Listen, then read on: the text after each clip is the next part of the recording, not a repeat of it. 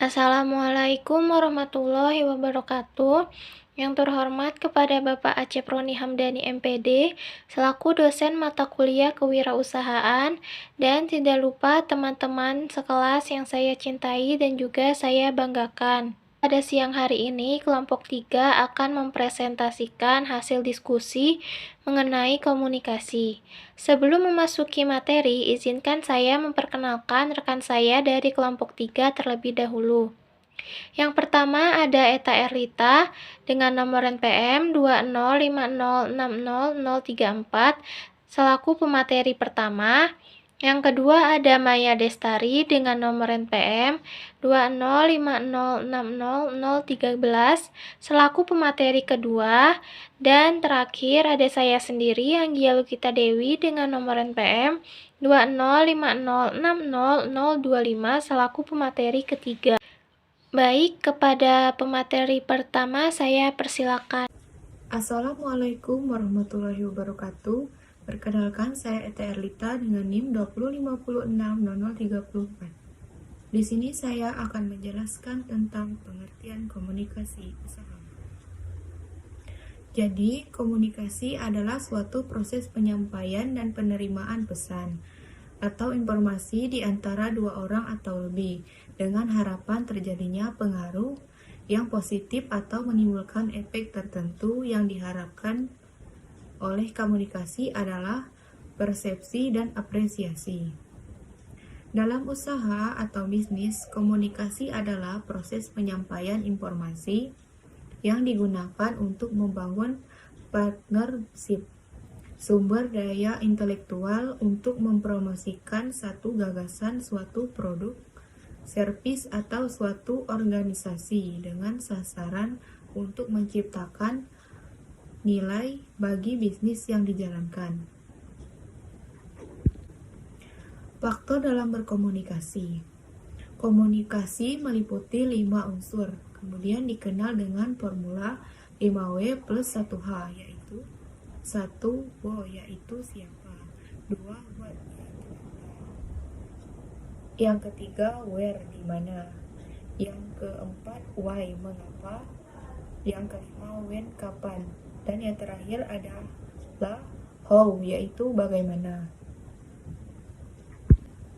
Syarat-syarat berkomunikasi. 1.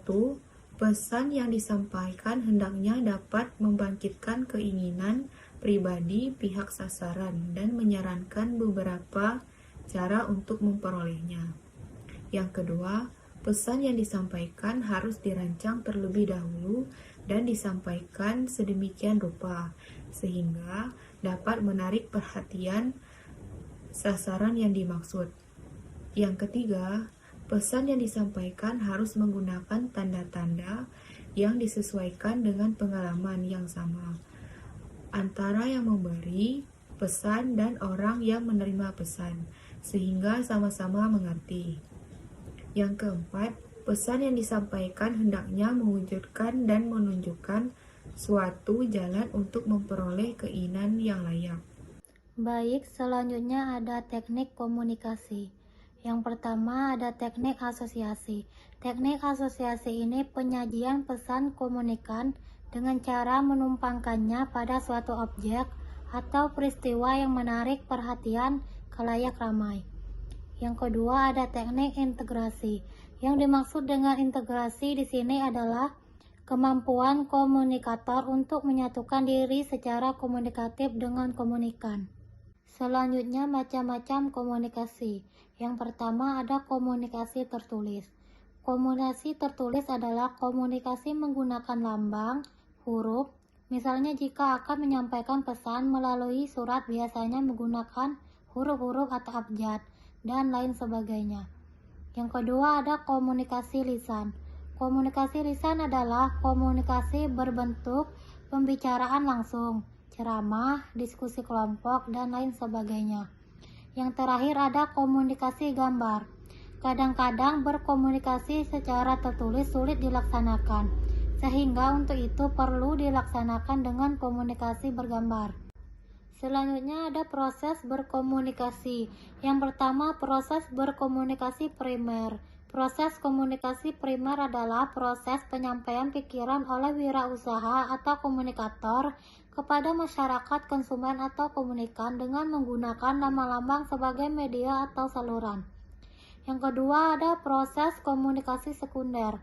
Proses komunikasi sekunder adalah proses penyampaian pesan oleh seorang wirausaha atau komunikator kepada masyarakat, konsumen, atau komunikan dengan menggunakan alat sebagai sarana. Yang ketiga, proses komunikasi linear. Proses komunikasi linear adalah proses perjalanan dari satu titik ke titik lain secara lurus. Dan yang terakhir ada proses komunikasi sirkular. Proses komunikasi sirkular adalah proses terjadinya umpan balik. Sekian, saya kembalikan kepada moderator. Baik, terima kasih kepada pemateri kedua. Baik, di sini saya akan melanjutkan materi tentang bentuk komunikasi. Pada dasarnya, ada dua bentuk komunikasi yang umum digunakan dalam dunia bisnis, yaitu yang pertama komunikasi verbal. Komunikasi verbal atau verbal communication merupakan salah satu bentuk komunikasi yang disampaikan kepada pihak lain melalui tulisan dan lisan. Yang kedua, ada komunikasi nonverbal. Komunikasi nonverbal merupakan bentuk komunikasi yang paling mendasar dalam komunikasi bisnis. Selanjutnya adalah tujuan komunikasi usaha atau bisnis. Yang pertama ada informing atau menginformasikan. Misalnya, seorang pemimpin perusahaan ingin mendapatkan pegawai atau karyawan yang diharapkan, maka ia memasang iklan melalui media massa, menggunakan web situs atau media sosial via internet. Yang kedua ada persuading atau melakukan persuasi. Melakukan atau memberikan persuasi kepada pihak lain agar yang disampaikan dapat dipahami dengan baik dan benar.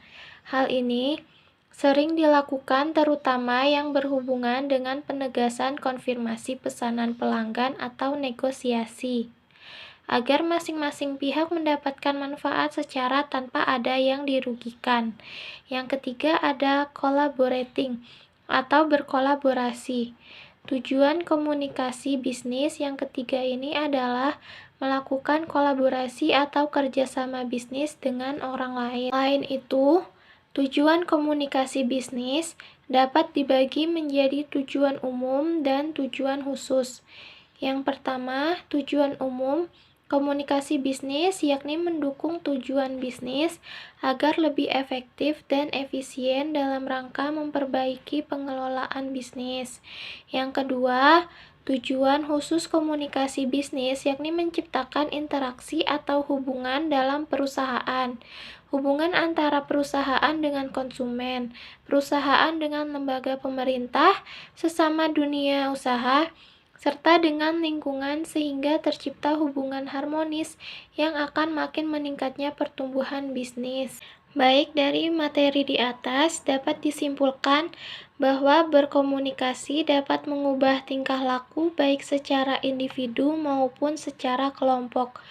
Tujuan adanya berkomunikasi adalah melaksanakan pertukaran informasi yang paling menguntungkan kedua belah pihak, baik untuk wirausaha maupun masyarakat konsumen untuk menemukan kesamaan persepsi.